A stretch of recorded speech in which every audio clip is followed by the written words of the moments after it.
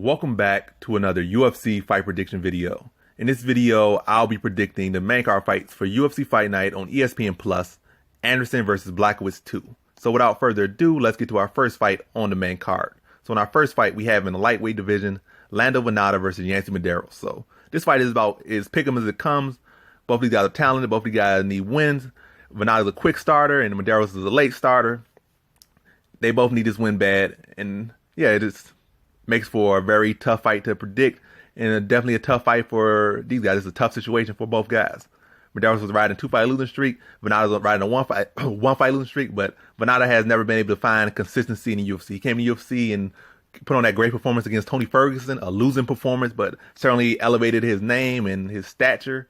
Then he had a good performance right after that. And then after that, he's been struggling to find a way to win. I think he was on a couple of losing streaks. He was on a decent losing streak. Then he had a draw. Then he found a win. And now he's back on a loss. Mederios on the other end was finding, he was on a 3-fight winning streak. A 3-fight winning streak at welterweight. And then he lost 2 fights. Lost it to Cerrone. Then lost to Gillespie. And those were 2 losses that were finishes. Got TKO'd in the first round by Cerrone and got TKO'd in the second or third by Gillespie. So both of these guys need wins. But I just kind of see it. I just feel like Mederios has been able to find ways to win at this level, whereas Vannata kind of struggled. I think a lot of people started to figure him out now, and maybe he's losing his groove because he's not in his groove because he's not winning. He's not as confident anymore. So I feel like Vannata was better when he first came to the UFC than he is now because been in the UFC and losing, he's not as confident. He doesn't flow as much. So he's been more predictable, more hittable. And plus, people have been studying him more. So he's been kind of a little bit predictable. And both of these guys are durable. So I feel like Vannata being an early starter, I don't think it's going to be easier for him to finish Mederios. I'm not saying it's going to be super hard to finish Mederios, but I'm saying I don't think it's going to be like a sure win that he can put him out. I'm not too sure that he can put Mederios out early in this fight. I feel like Mederios' striking defense can be questionable at times, but he has heart and he's a world-class fighter and has been there with some solid fighters. I feel like he can endure that first round, like flurry from, or at least that energy from Vannata early on, and start to really settle the fight. This fight settle down in that second, and definitely in the third, he can start to pick up his pace and start to get in his groove, start to take control of the fight, and then I think in that third round, he can run away with the fight. And I feel like Mederios has found his groove in the UFC. He was on a 3-fight winning streak in the UFC. He was able to string together wins, whereas Vannata, the only reason he was able to get a win was because they fed him an opponent. They pretty much put a guy who was like 500 outside the UFC in some dark league and brought him in for Vannata to beat. They might not say it was that case, but that literally what it was. They brought a guy in from the dark leagues to give Vannata a win because they liked him. And what'd he do? He beat him. But outside of that, Vannata, I'm not saying Vannata's a bad fighter. I just think he's one of those fighters that's real talented but struggles to, do the winning part of fighting. And you have a lot of fighters like that. They'll be talented. They'll be one of the best people in their gym. But when it comes to fighting and winning, or the winning aspect of fighting, they struggle to find that win. You might find guys that are less talented, less skilled, but they can string together wins. But Vannata can't. I think it's because he comes on too quick in the fights, too flashy. And then his fight starts to settle down with people studying you. You become more predictable. And with you slowing down the fights and your tendencies, they start to take advantage of it, which have been the case in Vannata fights. And I feel like Mederios can take advantage of those same tendencies, like whether that first round storm and slow it down in the second, and in the third kind of just take the fight away. Vannata's a tough guy to finish as well, so I think this one goes to decision. I think it's going to be a fun, exciting fight, and definitely a hard pick-em fight. Probably might even be a split decision. Might be either guy that could get finished, but I'm going to lean to Mederios getting the decision. So in this fight, I got Mederios via decision. Now on to our next fight we have in the flyweight division, Bontorin versus Borg. So you got right here, Borg has been a little bit inactive in prior years. I think in 2019, I think he fought 2 fights, so he got back to being active.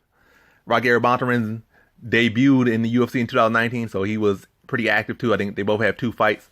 Bontorin is undefeated in the UFC. Borg is not, or wasn't undefeated in 2019. Both of these guys bring solid grappling. Both guys are physically strong. I think they could definitely neutralize each other in grappling. But where I see me leaning to Bontorin in this one is the fact that Borg, I looked at his stats, I looked at his fights, and he really doesn't throw very many punches, not on the feet and on the ground. He goes more so for position and control and submission, and he doesn't really throw very many punches or very many strikes. So I've seen a fight where they can neutralize each other in grappling. Also, Bontorin is more comfortable on the feet and will throw more strikes. And probably, I think, stat-wise, he throws 3 times as many strikes, or roughly 3 times as many strikes as Borg. So in a fight when they're neutralizing each other that much in grappling, or can balance each other out on paper, I'm leaning to the guy that has that other factor. And Bontorin is more willing to strike. But then again, Ray Borg is coming from 135, and he probably gonna miss weight, so that can be a factor. But if Ray Borg comes on weight and having struggled to make weight even at 135, he might not have the energy, and I think that could factor for Bontorin. But I'm gonna lean to more so the fact that Bontorin throws more strikes and is more comfortable on his feet, and already statistically throws more strikes, way more strikes than Borg. In a fight where they're gonna neutralize each other, I think it's still gonna be it's gonna come down to who can get the better grappling exchange. But it's an MMA fight, so it's not a pure grappling match. So in a fight where you're MMA and your grappling is like kind of balancing each other out or neutralizing each other, the guy that had the other factor is gonna be able to have more success, in my opinion. And I think that's what I'm gonna lean to. So I feel like Bontorin can grind out this decision just by having that extra factor. So in this fight, I got Rogerio Bontorin via decision. Now to our next fight we have in the lightweight division, Brock Weaver versus Kazula Vargas. So in this fight right here, Kazula Vargas is a pretty solid fighter. I don't think he's really UFC caliber, but he's definitely talented, definitely skilled in multiple areas. But I see his takedown defense is very questionable. His grappling at times is very questionable. He has a very good rear high kick that's had a lot of power, but he often telegraphs it very much. I think at this level, I don't think he's gonna have much success landing it. He has some pretty decent power, but most of his combos are, pretty, like most of his stuff, like I said, is pretty telegraphed. He's a physically good shaped dude. He's probably pretty physically strong out there, but his kicks are telegraphed, his strikes are pretty telegraphed. But if he can land them and with consistency, he can definitely have success. But I feel Brock Weaver is a tough, gritty veteran. He definitely pushes a higher pace than Vargas. Definitely has consistency for a higher level competition. And I think it's really gonna come down just to, I don't think neither of these guys are so much more talented than the other. I just think two guys are kind of roughly around the same level, but Weaver has the higher work rate, and that's what I'm gonna lean to. I think Weaver doesn't mix in too much takedowns, but I think if he does, he'll have great success against Vargas. Because I've seen Vargas has very questionable takedown defense, and I think Weaver is the better grappler between the two. And I think he definitely mix those takedowns, and if just in general in the fight, he's just a higher paced fighter, and I think that's going to be the biggest factor in this fight. I think he's going to outwork Vargas. Early on might be close, but as the fight goes on, Weaver just doesn't stop, and that's really going to be what I'm leaning to. So I feel like Brock Weaver just outworks Vargas in this fight. So in this fight, I got Brock Weaver via decision. Now to our next fight we have in the women's flyweight division, Montana De La Rosa versus Mara Romero Borella. So in this fight right here, I could really just be straight up right here. Borella might have some decent grappling, decent this, decent that, but I just think Montana De La Rosa is just a higher caliber fighter. She has fought higher level opponents, and she has dominated higher opponents. But I think Borella is coming off a loss, actually. And so I think De La Rosa is coming off a loss as well. But she fought a cream of the crop fighter for this weight class, and fought her to a very close decision. Like, she didn't win the fight, but she fought her to a very close decision. So I just feel like De La Rosa can really just beat Borella in every way. She can beat her in striking if needed. She can mix in the grappling. That she's the wrestler in this fight, and that will dictate whether the fight goes to the ground or not. I think she's confident enough in the submissions to neutralize Borella off her back. I mean, Borella's attack from her back.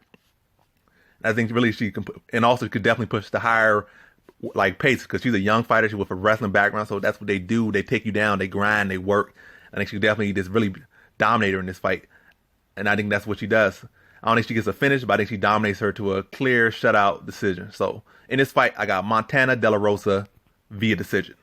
Now to our co-main event we have in the welterweight division, Diego Sanchez versus Michel Pereira. So you got the flipping cage man versus the man that's far out mentally in Diego Sanchez, like the long-time crazy guy, or the long-time individual in Diego Sanchez.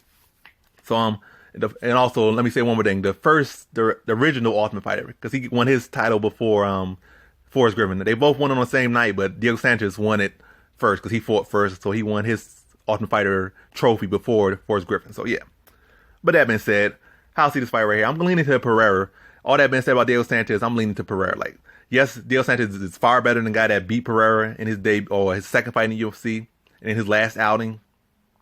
And despite his experience and despite his grappling being better, his striking being better than that guy's, I just don't feel like the lightning going to strike at the same time, or the same thing. I don't think the same thing's going to happen twice against Pereira. I just don't see it happening. I just see like Diego Sanchez, he's far too confident in his striking, even though it's been questionable and like outdated for a good long, probably 10 years now. I feel like Pereira is just much faster, much more versatile in striking. I think he can definitely take advantage of like the openings Diego Sanchez has, and Diego Sanchez still has a very, it's not like you're not gonna get any younger, and Diego Sanchez has been through war, so I feel like if Pereira catches with any of those wildings, he can put Diego Sanchez out at any time. I think if this was the old Diego Sanchez where he could take those shots, he would probably be shoe in to win this fight. Like he would take all the wild stuff Pereira does early, regardless of how clean he takes it, and just take him down into deep waters. But I feel like if he gets caught with any of those crazy strikes early on, he'd get put out. He may not get put out instantly, but I just think he's not gonna be able to endure that stuff with being how old he is, or given he's not really even that old, just given how much wars he's been through, how shot worn he is. I feel like he's gonna be able to endure that. Has the skills to definitely do the same thing or better than his last opponent did to him. But I don't think Pereira necessarily makes the same mistakes this second time out or in this fight. And I don't think Diego Sanchez can endure, the power, the unorthodoxness, the speed, the explosiveness, the athleticism, and the early on accuracy from Pereira. I think Pereira just catching up the middle, and it's really just when Diego Sanchez does a little duck down, just catch him up, probably would catch him a flying knee and finish him off with some ground and pound, probably in the mid portion of that second round. I'm gonna say late portion of that first round. So in this fight, I got Michel Pereira via first round TKO. Now on to our main event. We have in the light heavyweight division, Corey Anderson versus Jan Blachowicz 2. So this is a rematch of a fight that happened 2-3 years ago. And in that fight, Corey Anderson put on a wrestling clinic against Blachowicz, shut him out over 3 rounds, I think a 30-27, maybe 30-26 decision. And now they're rematching now, and both have made improvements in the areas they were weak. Corey Anderson never really had the weakest striking, but definitely had some defensive flaws, definitely had some confidence flaws, definitely had some issues as far as judging distance. And now he's starting to fill those holes, and his striking come along much nicer now and much more dangerous on the feet than he ever was. And also his confidence overall, so that just improves all of his skill set. He's just getting much more confident and getting much more settled into his MMA game.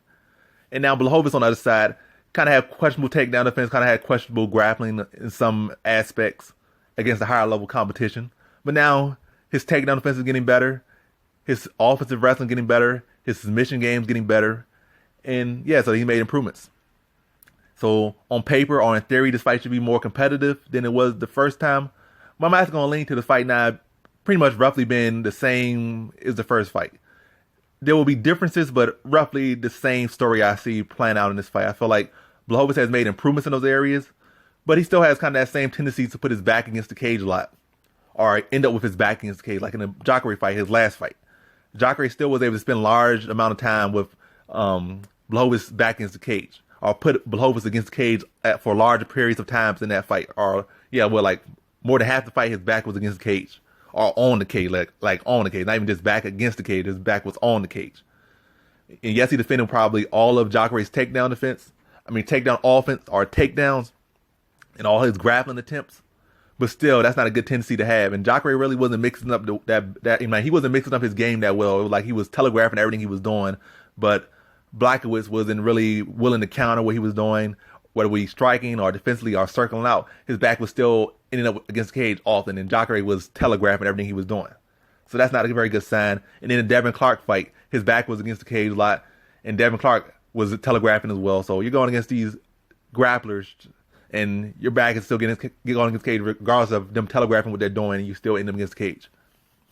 So against Corey Anderson, who I think is a far better grappler than not grappler, because Jacare is Jacare, but I'm saying as far as MMA and as far as wrestling goes, Corey Anderson is by far the best wrestler that Blachowicz has ever fought, and Corey Anderson is better than he ever was. So even in the first fight, he was a huge threat to Blachowicz with his wrestling, and now his striking has improved a lot.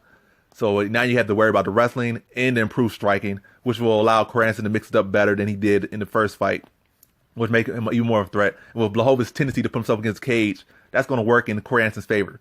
And yes, this is a 5-round fight versus a 3-round fight in the first fight, but Corey Anderson is a fighter that thrives, over with his endurance and his pace. So 5 rounds actually favor Corey Anderson as well. He's a work rate fighter, so over 5 rounds, that's not going to hurt Corey Anderson in the least. And with Blachowicz's tendency to put himself against the cage, I think he does it because it helps him defend takedowns because he can use the cage for leverage. But against Corey Anderson, I think it's going to work against him. That tendency is going to work against him because Corey Anderson's going to be able to work, lean against him against the cage, probably throw some knees, some punches, and just grind out Blachowicz and eventually wear on him and break him down over the course of a fight. And eventually start to get some takedowns, whether it be in the first round, second, or third. He's going to be able to have those opportunities and be able to put Blachowicz, wear on Blachowicz and grind out a decision. I think it's going to be an impressive performance, maybe not to casuals, but to people that know what they know. They're going to know that Corey Anderson put on a good performance and how much work and how much it takes to do what he's going to do to Blachowicz. But I think it's roughly the same as what happened in the first fight. Corey Anderson grinding out another decision. So in this fight, I got Corey Anderson via decision. And that concludes my fight predictions for the main card of UFC Fight Night on ESPN Plus, Anderson versus Blachowicz 2. And as always, thanks for watching.